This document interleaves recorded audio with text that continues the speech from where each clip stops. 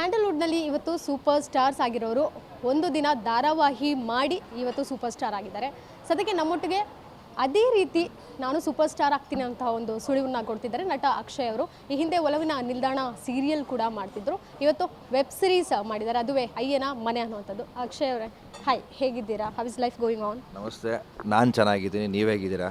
ನಾನು ಆರಾಮಾಗಿದ್ದೀನಿ. ಅಯ್ಯನ ಮನೆ ಅನ್ನುವಂಥದ್ದು ಲೈಕ್ ಕನ್ನಡಿಗರಿಗೆ ಕನೆಕ್ಟ್ ಆಗುವಂಥ ಒಂದು ಟೈಟಲ್, ಒಂದು ವೆಬ್ ಸಿರೀಸ್ ಇರ್ಬೋದು, ಸೀರಿಯಲ್ ಪಾದಾರ್ಪಣೆ ಇರಬಹುದು. ಅದಾದಮೇಲೆ ಈ ಜರ್ನಿ ಹೇಗೆ ಕಂಟಿನ್ಯೂ ಆಯಿತು? ಆ್ಯಕ್ಚುಲಿ ಸೀರಿಯಲಲ್ಲಿ ಅಂತ ಬಂದಾಗ ನಾನು ತುಂಬಾ ಖುಷಿಯಿಂದ ಹೇಳ್ಕೊತೀನಿ. ಫಸ್ಟ್ ಪ್ರೊಡಕ್ಷನ್ ನಾನು ಶ್ರುತಿ ಮ್ಯಾಮ್ ಅವ್ರ ಪ್ರೊಡಕ್ಷನೆಲ್ಲ ಮಾಡಿದ್ದು. ಅದು ಬಿಟ್ಟರೆ ಈ ಒಂದು ಸೀರೀಸು ಅವ್ರದ್ದೇ ಪ್ರೊಡಕ್ಷನಲ್ಲಿ ಮಾಡ್ತಿರೋದು. ಸೊ ಅದನ್ನು ತುಂಬಾ ಖುಷಿ ಆಗುತ್ತೆ. ಆ್ಯಂಡ್ ನನಗೆ ಎಲ್ಲೂ ಸೀರೀಸ್ ಆ್ಯಂಡ್ ಸೀರಿಯಲ್ ಅಷ್ಟೊಂದೇನು ಡಿಫ್ರೆನ್ಸ್ ಅನಿಸ್ತಿಲ್ಲ. ಯಾಕಂದರೆ ಅದೇ ಪ್ರೊಡಕ್ಷನ್ ಆಗಿರೋದ್ರಿಂದ ಆ ಕ್ವಾಲಿಟಿ ಆ್ಯಂಡ್ ಡೈರೆಕ್ಷನ್ ಎಲ್ಲ ಒಂದೇ ಥರ ಇದೆ. ಆ್ಯಂಡ್ ಸೀರೀಸ್ ಅಂತ ಬಂದಾಗ ಸ್ವಲ್ಪ ಇದು ಸೀರಿಯಲ್ಗಿಂತ ಒಂದು ಹೆಚ್ಚು ಪ್ರಾಮಿನೆನ್ಸ್ ಇರುತ್ತೆ. ಕ್ವಾಲಿಟಿ ಆಗಿರ್ಬೋದು ಆ್ಯಂಡ್ ಡೈರೆಕ್ಷನ್ ಆಗಿರ್ಬೋದು, ಕ್ಯಾಮ್ರಾಸ್ ಆಗಿರ್ಬೋದು ಆ್ಯಂಡ್ DOP ಆ್ಯಂಡ್ ಇಡೀ ಟೀಮು, ಕ್ಯಾಸ್ಟ್ ಎಲ್ಲ. ಆ್ಯಂಡ್ ತುಂಬಾ ಖುಷಿ ಆಗುತ್ತೆ ಈ ಒಂದು ಸೀರೀಸಲ್ಲಿ ನಾನು ಮಾಡ್ತಿದ್ದೀನಿ ಅಂತ ಹೇಳ್ಕೊಡೋದಕ್ಕೆ. ನನಗೇನು ಅಷ್ಟೊಂದು ಡಿಫ್ರೆನ್ಸ್ ಆಗಿಲ್ಲ. ಈಗ ಸಿನಿಮಾದಲ್ಲೂ ಸಹ ಡಾಲಿ ಧನಂಜಯ್ ಅವ್ರ ಜೊತೆ ಆ್ಯಕ್ಟ್ ಮಾಡಿದ್ದೀರಾ ಒಂದು ಪಾರ್ಟಲ್ಲಿ. ಸೊ ಹೇಗೆ ಆ ಸಿನಿಮಾ ಒಂದು ನಂಟಿರಬಹುದು, ಈ ಒಂದು ಇಂಡಸ್ಟ್ರಿ ನಂಟು ನಿಮ್ಗೆ ಹೇಗೆ ಬಂತು? ಆ್ಯಕ್ಚುಲಿ ನನಗೆ ಐಡಿಯಾನೇ ಇರಲಿಲ್ಲ ನಾನು ಈ ಇಂಡಸ್ಟ್ರಿಗೆ ಬರ್ತೀನಿ ಅಂತ. ನನ್ನ ಕಸಿನ್ ಸ್ನೇಹ ಅಂತ ಇದ್ದಾರೆ, ಅವರು ನೀನು ಮಾಡ್ತೀಯಾ ಮಾಡು, ಏನೋ ಒಂದು ಆಗುತ್ತೆ ಅಂತ, ಒಂದು ಟ್ರೈ ಮಾಡು ಅಂತ ಹೇಳಿದರು. ನನಗೆ ಇಂಟ್ರೆಸ್ಟೇ ಇರಲಿಲ್ಲ. ಬಂದು ಇಲ್ಲಿ ಒಂದು ಜಿಮ್ ಟ್ರೈನರಾಗಿ ನಾನು ಸ್ಟಾರ್ಟಿಂಗ್ ಇಲ್ಲಿ ಕೆಲಸ ಮಾಡಿದ್ದು. ಅದಾದಮೇಲೆ ಆಡಿಷನ್ಸ್ ಕೊಡ್ತಾ ಬಂದೆ. ಎಲ್ಲ ಒಂದು ಕಡೆ ಹಿಂಗೆ ಎಲ್ಲ ಶೂಟಿಂಗ್ ನಡಿಬೇಕಾದ್ರೆ ಜನ ಎಲ್ಲ ತುಂಬಾ ಬಂದು ಅವ್ರ ಸುತ್ತ ಮುತ್ಕೊತಾಯಿದ್ರು, ಫೋಟೋ ಅಂತ. ಗುರು, ಇಷ್ಟೊಂದು ಕ್ರೇಜ್ ಇದೆಯಾ ಒಬ್ಬ ಆ್ಯಕ್ಟರ್ಗೆ, ಇಷ್ಟೊಂದು ಇಷ್ಟಪಡ್ತಾರೆ ಜನ ಅಂತ. ನನಗೆಲ್ಲೋ ಒಂದು ಕಾರ್ನರಲ್ಲಿ ಆ ಫೀಲ್ ಸ್ಟಾರ್ಟ್ ಆಯಿತು, ನಾನು ಒಬ್ಬ ಏನೋ ಆ್ಯಕ್ಟರ್ ಆಗಬೇಕು, ನನ್ನೂ ಜನ ಇಷ್ಟಪಡಬೇಕು ಅಂತ ಎಲ್ಲ. ಸೊ ಅಲ್ಲಿಂದ ಸ್ಟಾರ್ಟ್ ಆಗಿರೋದು ಕೆರಿಯರು ಇಲ್ಲಿವರೆಗೂ ತಂದು ನಿಲ್ಲಿಸಿದೆ, ಅಯ್ಯನ ಮನೆವರೆಗೂ. ಒಂದು ಸಿನಿಮಾದಲ್ಲಿ ಆ್ಯಕ್ಟ್ ಮಾಡೋದು ಬೆಸ್ಟ್ ಫೀಲ್ ಅಂತ ಹೇಳ್ತೀರಾ ಅಥವಾ ಸೀರಿಯಲ್ ಅಂತ ಹೇಳ್ತೀರಾ? ಆಬ್ವಿಯಸ್ಲಿ ಒಂದು ಸಿನಿಮಾನೇ. ಯಾಕಂದರೆ ಸೀರಿಯಲ್ ಒಂದೇನು ಅಂದರೆ ಒಂದಷ್ಟು ಜನಕ್ಕೆ ರೀಚ್ ಆಗಿಬಿಡ್ತೀವಿ. ಪ್ರತಿದಿನ ಅವ್ರ ಮನೆಗೆ ಹೋಗೋದ್ರಿಂದ ಎಲ್ಲ ಒಂದು ಏಜ್ ಆಗಿರೋರು ಆಗಿರ್ಬೋದು, ಒಂದು ಏನೋ ಮಕ್ಳಿಗಾಗಿರ್ಬೋದು, ಎಲ್ಲ ಆ ಚಾನಲ್ ನೋಡ್ತಾರೆ. ಸೊ ಬೇಗ ನಾವು ಕನೆಕ್ಟ್ ಆಗಿಬಿಡ್ತೀವಿ. ಬಟ್ ಸಿನಿಮಾದಲ್ಲಿ ಕನೆಕ್ಟ್ ಆಗೋದು ತುಂಬಾ ಕಷ್ಟ. ಆ ಸಿನಿಮಾ ಹಿಟ್ಟಾಗಬೇಕು ಆ್ಯಂಡ್ ಜನ ಎಲ್ಲ ಬಂದು ನೋಡ್ತಾರೆ ಅಂತ ಹೇಳೋಕ್ಕಾಗಲ್ಲ. ಸೊ ಸೀರಿಯಲಲ್ಲಿ ಆ ಥರ ಆದರೆ ಸಿನಿಮಾದಲ್ಲಿ ಈ ಥರ. ಬಟ್ ಆರ್ಟಿಸ್ಟ್ ಆದವನಿಗೆ ಸಿನಿಮಾನೇ ಮೇಯ್ನ್, ಸಿನಿಮಾನೇ ಒಂದು ಆಸೆ. ಆಕಸ್ಮಿಕವಾಗಿ ಬಂದ್ರಿ ಅಂತ ಹೇಳಿದ್ರಿ. ಸೊ ಏನಾದರೂ ಬಂದಾದ್ಮೇಲೆ ಯಾಕಾದರೂ ಬಂದೆ ಅನ್ನೋವಂಥದ್ದು ಫೀಲ್ ಬಂತ? ಇದುವರೆಗೂ ಆ ಫೀಲ್ ಬರಲ್ಲ, ಸಾಯೋವರೆಗೂ ಆ ಫೀಲ್ ಬರಲ್ಲ. ಅದೊಂಥರ ಪ್ರೌಡ್ ಫೀಲ್ ನಮಗೆ. ಅಂದರೆ ಅನಿಸಿದ್ದು ಯಾವಾಗ ಅಂದರೆ ಸ್ಟಾರ್ಟಿಂಗ್ ನಾವು ಎಲ್ಲ ಇಂಟರ್ವ್ಯೂಲು ಹೇಳ್ತದೆ, ಫ್ರಮ್ ದ ಸ್ಕ್ರ್ಯಾಚ್ ನಾನು ಬಂದಿರೋದು, ನಮ್ಗೆ ಯಾರೂ ಗಾಡ್ ಫಾದರ್ ಇಲ್ಲ, ಸಪೋರ್ಟ್ ಮಾಡೋರು ಯಾರೂ ಇಲ್ಲ ಅಂತ. ಸೊ ನಿಯರ್ಲಿ ಒಂದು 50 to 55 ಆಡಿಷನ್ಸ್ ಕೊಟ್ಟಿದ್ದೆ. ಅವಾಗೆಲ್ಲ ಫೇಲ್ಯೂರ್ ಆಗ್ತಿದೆ, ಕೆಲವು ಟೈಮ್ ಬೈಸ್ಕೊತಾ ಇದೆ. ನಾವು ಬಂದಿರೋದು ಮಂಡ್ಯ ಕಡೆಯಿಂದ, ನಮಗೆ ಇವ್ರ ಕೆಲ ಬೈಸ್ಕೊಳ್ಳೋ ಅಭ್ಯಾಸ ಇಲ್ಲ, ಏನು ಮಾಡಿದ್ರೂ ಆವಾಜ್ ಆಗೋ ಅಭ್ಯಾಸ.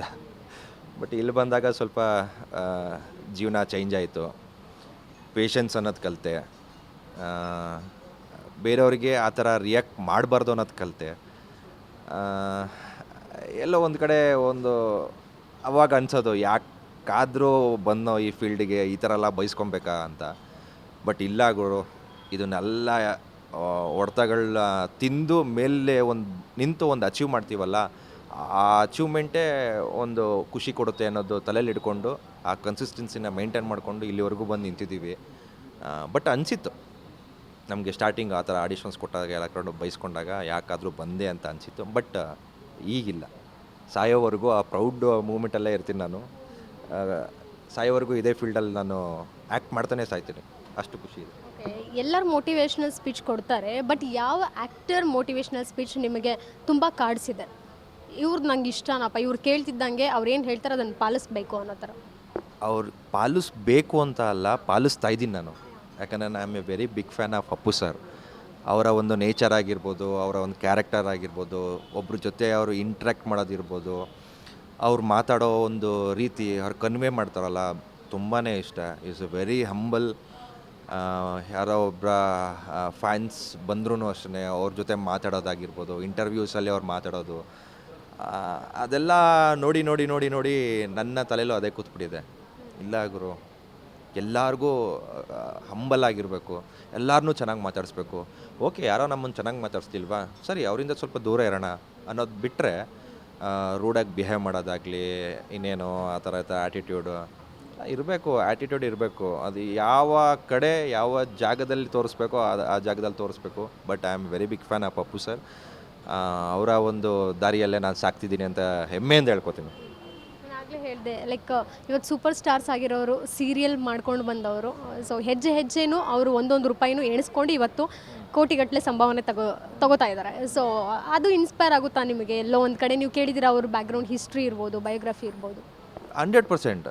ಈಗ ನಾಟ್ ಓನ್ಲಿ ಒಬ್ರದ್ದೇ ಅಂತ ಅಲ್ಲ, ಎಲ್ಲರೂ ಬಂದಿರೋದೇ ಹಂಗೇನೆ.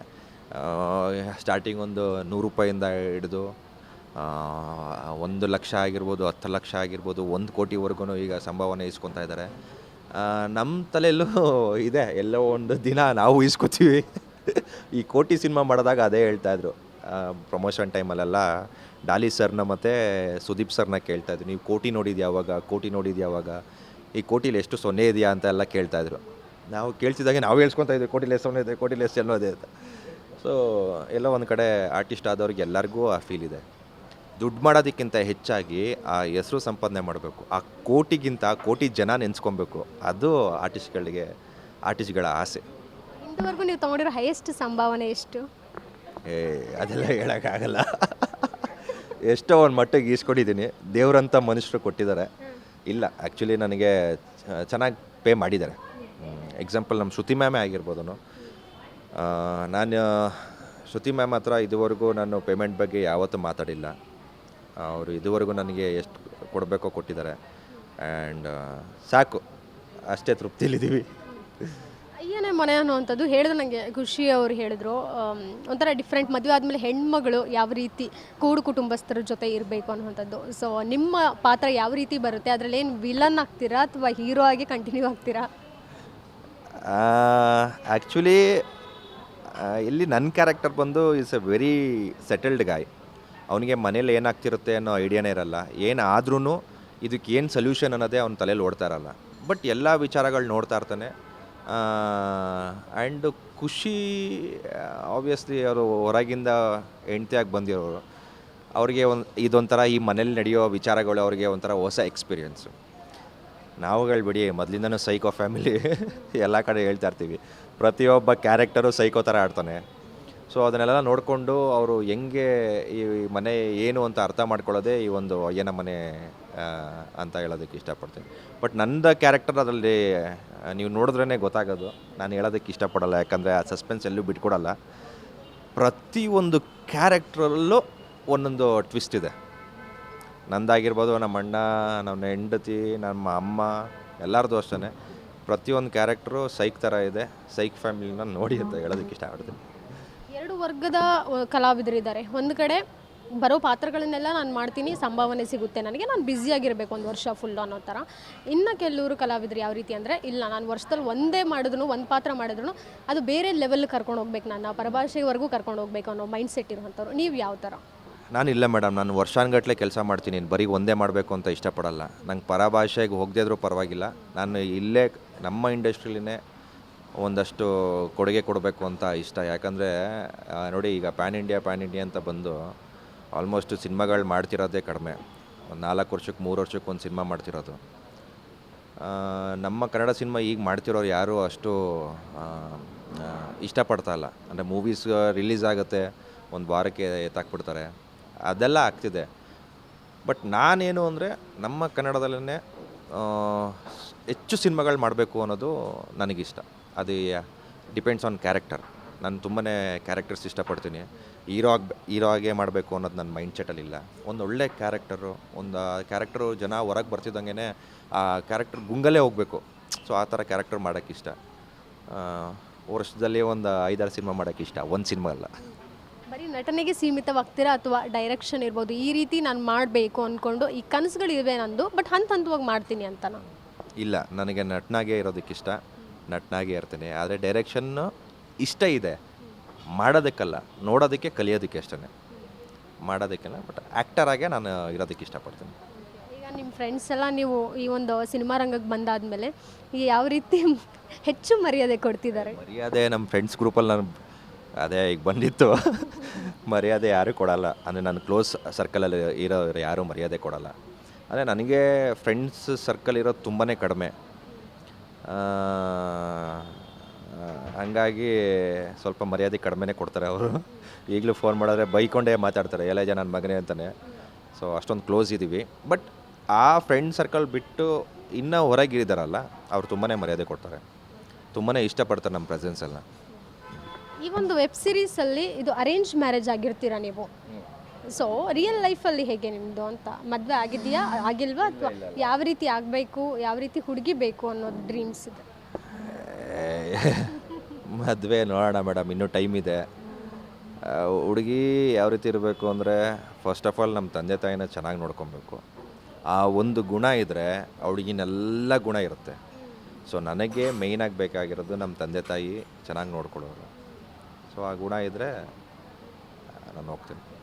ಹುಡುಗರು ಯೂಶ್ವಲ್ ಡೈಲಾಗ್ ಇದಾಗಿರುತ್ತೆ, ಅಂದರೆ ನನ್ನ ತಂದೆ ತಾಯಿನ ಚೆನ್ನಾಗಿ ನೋಡ್ಕೋಬೇಕು ಅಂತ. ಬಟ್ ಲವ್ ಮಾಡೋ ಟೈಮಲ್ಲಿ ತಂದೆ ತಾಯಿಗೆ ಪರ್ಮಿಷನ್ ಕೇಳಿರಲ್ಲ, ನಿಮ್ಮ ಡಿಸಿಷನಿಂದ ನೀವು ಲವ್ ಮಾಡಿರ್ತೀರ. ಇದು ಹೆಂಗೆ ಕನೆಕ್ಟ್ ಆಗುತ್ತೆ ಅಂತ? ನಾನು ಲವ್ ಮಾಡಿಲ್ವಲ್ಲ. ಲವ್ ಮಾಡಿದ್ರೆ ಫಸ್ಟ್ ಏನು ಗೊತ್ತಾ, ಅವರ ಒಂದು ಕ್ಯಾರೆಕ್ಟ್ರಲ್ಲೇ, ಅವರ ಒಂದು ಬಿಹೇವಿಯರಲ್ಲೇ, ಅವ್ರು ನಮ್ಮ ಜೊತೆ ಟೈಮ್ ಕೊಟ್ಟಾಗ ನಾವು ಅವ್ರ ಜೊತೆ ಒಂದಷ್ಟು ಟೈಮ್ ಸ್ಪೆಂಡ್ ಮಾಡ್ತೀವಲ್ವಾ, ಆವಾಗಲೇ ಗೊತ್ತಾಗ್ಬರುತ್ತೆ ಇವ್ರು ಯಾವ ಥರ ಹೆಂಗಿರ್ತಾರೆ ಅಂತಲ್ಲ. ಸೊ ಅವರು ಮನೆಯಲ್ಲೇ ಚೆನ್ನಾಗಿ ಬೆಳೆದು ಬಂದಿದ್ದರೆ ನಮ್ಗೆ ಆಬ್ವಿಯಸ್ಲಿ ಹುಡುಗರಿಗೆ ನೀಟಾಗಿ ಗೊತ್ತಾಗ್ಬಿಡುತ್ತೆ, ಈ ಹುಡುಗಿ ನಮ್ಮ ಮನೆಗೆ ಕನೆಕ್ಟ್ ಆಗ್ತಾಳೆ, ಈ ಹುಡುಗಿಗೆ ಫ್ಯಾಮಿಲಿ ಅಂದರೆ ಇಷ್ಟ ಇದೆ, ಅಪ್ಪ ಅಮ್ಮನ ತುಂಬ ಇಷ್ಟಪಡ್ತಾಳೆ ಅಂದರೆ ಅವಳಿಗೆ ಎಲ್ಲ ಗುಣನೂ ಇರುತ್ತೆ ಮೇಡಮ್. ಈಗ ನಿಮ್ಮ ತಂದೆ ತಾಯಿ ಇಷ್ಟಪಡ್ತೀರಾ?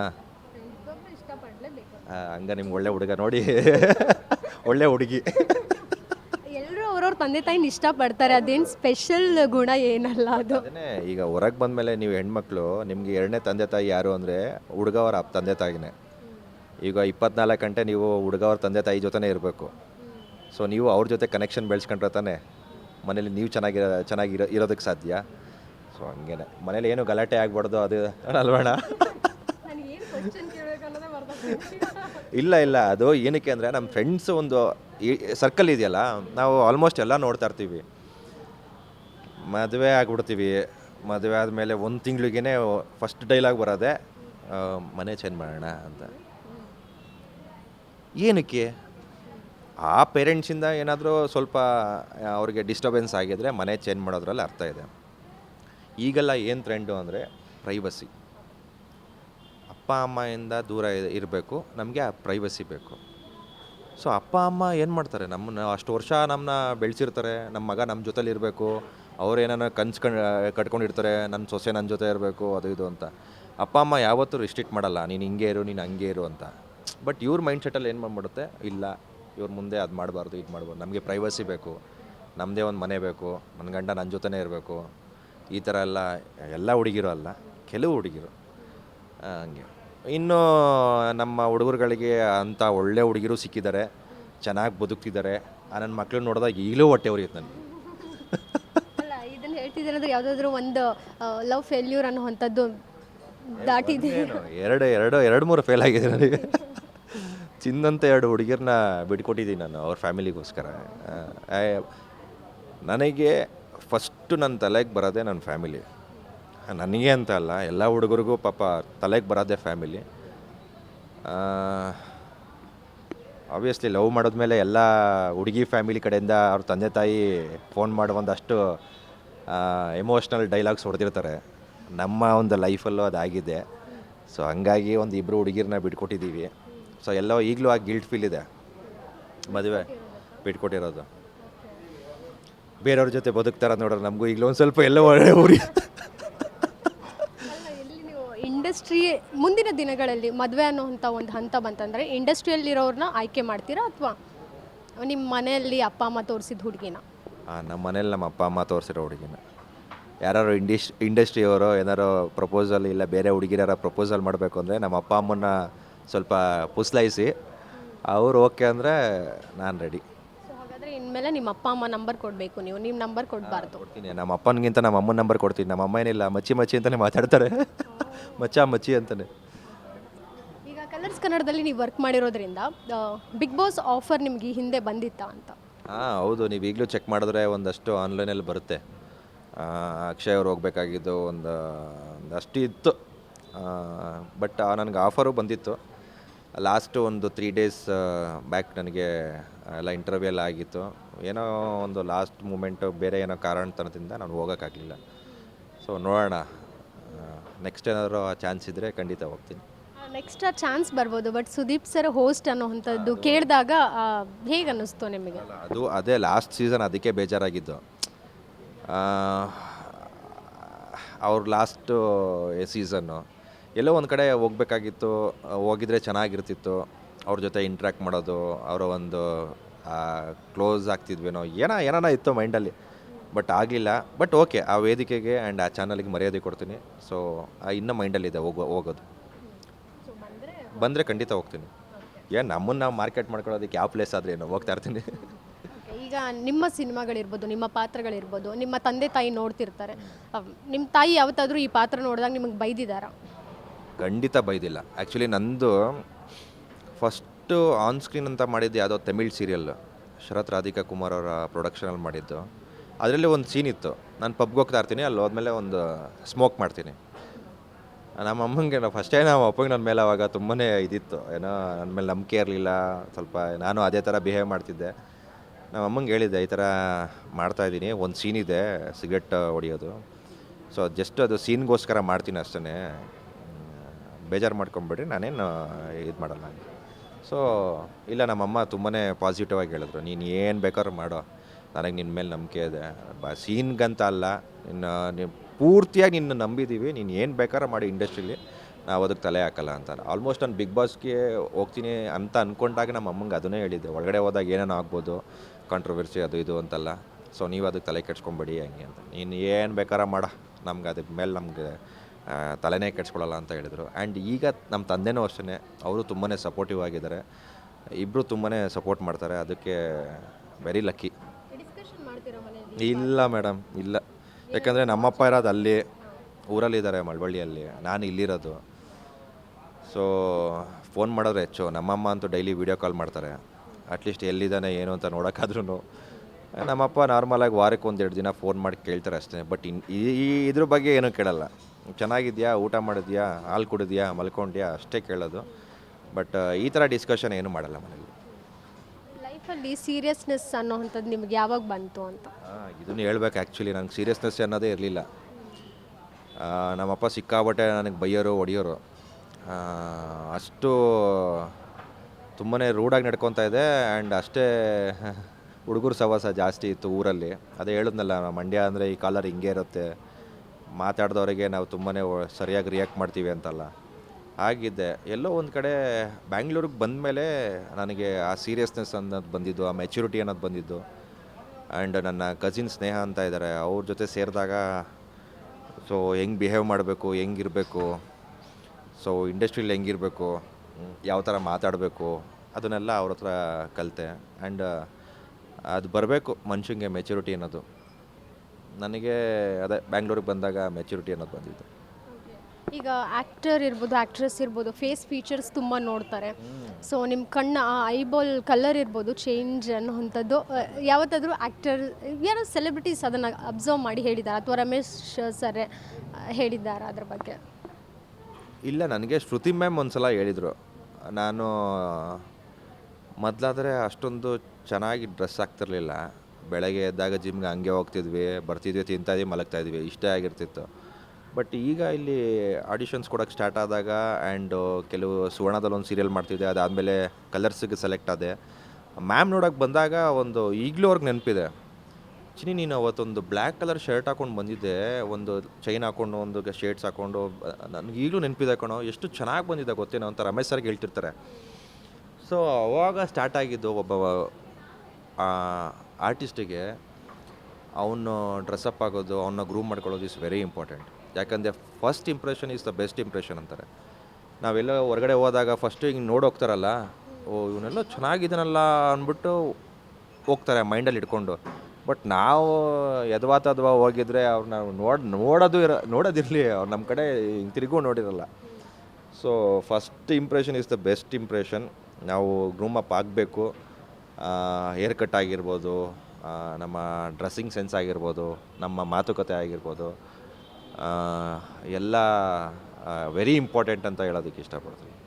ಯಾವ ಹೀರೋ ಸ್ಟೈಲ್ ಮ್ಯಾನರಿಸಮ್ ನಿಮಗೆ ತುಂಬ ಇನ್ಸ್ಪೈರ್ ಮಾಡಿದೆ, ಲೈಕ್ ಅಡ್ಮೈರ್ ಅಂತ ಹೇಳ್ಬೋದು ಇನ್ಸ್ಪೈರ್ಗಿಂತ? ಸ್ಟೈಲ ನನಗೆ ಸುದೀಪ್ ಸರ್. ಅವರ ಒಂದು ಡ್ರೆಸ್ಸಿಂಗ್ ಸೆನ್ಸ್ ಆಗಿರ್ಬೋದು, ಅವರು ವಾಕ್ ಮಾಡೋದಾಗಿರ್ಬೋದು, ಅವ್ರು ಮಾತಾಡೋ ಶೈಲಿ, ಅವರು ಇಲ್ಲ ಇಲ್ಲ ಅಂದರೆ ಅದು ಆ ಮ್ಯಾನರಿಸಮ್. ಯಾಕಂದ್ರೆ ಮಂಡ್ಯದವ್ರಿಗೆ ಸೀರಿಯಸ್ ಆಗಿ ಆ ಮ್ಯಾನರಿಸಮ್ ಇರುತ್ತೆ. ಮಂಡ್ಯದಲ್ಲಿ ಎಲ್ಲ ಹುಡುಗರಿಗೂ ಏನೋ ಒಂದು ಅದು ಮ್ಯಾನರಿಸಮ್ ಇರುತ್ತೆ. ಹಿಂಗನ್ನೋದು ಇಲ್ಲ ಹಿಂಗೆ ನೋಡೋದು ಏನೋ ಒಂದು ಇರುತ್ತೆ. ಸೊ ನನಗೆ ಸ್ವಲ್ಪ ಅವ್ರು ನೋಡಿ ಓಕೆ, ನಾನು ಇವ್ರ ಥರನೇ ಸ್ವಲ್ಪ ನನಗೂ ಇದೆ ಅಲ್ವಾ ಈ ಥರ ಮ್ಯಾನರಿಸಮ್ ಅಂತ ಸ್ವಲ್ಪ ನಾನು ಅಳವಡಿಸ್ಕೊಂಡಿದ್ದೀನಿ. ಕೆಲವರು ಇಲ್ಲಿ ಯಾರ್ಯಾರ್ದು ಏನೇನು ಬೇಕು ಎಲ್ಲರದೂ. ಬಟ್ ಅವರ ಒಂದು ಆ್ಯಟಿಟ್ಯೂಡ್ ಆ್ಯಂಡ್ ಸ್ಟೈಲ್ ನಂಗೆ ತುಂಬ ಇಷ್ಟ. ಸೊ ಫೈನಲಿ ಅಯ್ಯನ ಮನೆ ಮಿಸ್ಟರಿ ತಿಳಿಬೇಕಂದ್ರೆ ಏಪ್ರಿಲ್ 25ನೇ ತಾರೀಕು ಎಲ್ಲರೂ ನೋಡಬೇಕು. ಸೊ ಅದ್ರ ಬಗ್ಗೆ ನಿಮ್ಮ ಫಾಲೋವರ್ಸ್ಗೆ ಏನು ಹೇಳ್ತೀರಾ? ಸೊ ನಮ್ಮ ಫಾಲೋವರ್ಸ್ಗೆ ಏನು ಹೇಳೋದಕ್ಕೆ ಇಷ್ಟಪಡ್ತೀನಿ ಅಂದರೆ, ZEE5 ಒಂದು ಹೊಸ ಪ್ರಯತ್ನ. ಅದು ನಮ್ಮನ್ನೆಲ್ಲ ಹಿಡ್ಕೊಂಡು ಇದೇ 25ನೇ ತಾರೀಕು ಒಂದು ಒಳ್ಳೆ ಹಿಸ್ಟ್ರಿ ಕ್ರಿಯೇಟ್ ಮಾಡಬೇಕು ಅಂತಲೇ ಈ ಒಂದು ಒಳ್ಳೆ ಸೀರೀಸ್ನ ನಿಮ್ಮ ಮುಂದೆ ತೊಗೊಂಬರ್ತಾಯಿದ್ದೀವಿ. ಇಷ್ಟು ದಿನ ಹೇಳ್ತಾ ಇದ್ರಿ ಕಂಟೆಂಟ್ ಇಲ್ಲ, ಅದಿಲ್ಲ, ಕನ್ನಡದಲ್ಲಿ ಸೀರೀಸ್ ಇಲ್ಲ, ಹಾಗೆ ಹೇಗೆ ಅಂತ. But this is the first original web series. ತುಂಬಾ ಅಚ್ಚುಕಟ್ಟಾಗಿ ಮಾಡಿದ್ದೀವಿ ನಿಮಗೋಸ್ಕರ. ಇದೇ 25ನೇ ತಾರೀಕು ಬರ್ತಾಯಿದ್ದೀವಿ, ನೋಡಿ. ಆ್ಯಂಡ್ ನಿಮ್ಮ ಪ್ರೀತಿ ಆಶೀರ್ವಾದ ಸದಾ ನಮ್ಮ ಮೇಲಿರಲಿ. ಆ್ಯಂಡ್ ನಿಮ್ಗಳಿಗೆ ಬೇಗ ಕನೆಕ್ಟ್ ಆಗುತ್ತೆ ಒಂದು ಫ್ಯಾಮಿಲಿ ಡ್ರಾಮಾ. ನೋಡಿ, ಇಷ್ಟಪಡ್ತೀರಾ? Thank you. ಇದಿಷ್ಟು ನಟ ಅಕ್ಷಯ್ ಅವರ ಮಾತಾಗಿದ್ದು. ಕ್ಯಾಮ್ರಾ ಪರ್ಸನ್ ಯುವರಾಜ್ ಜೊತೆಗೆ Keerthi Patil, guarantee news, Bengaluru. Guarantee news, ಸುದ್ದಿ ಖಚಿತ, ನ್ಯಾಯ ನಿಶ್ಚಿತ.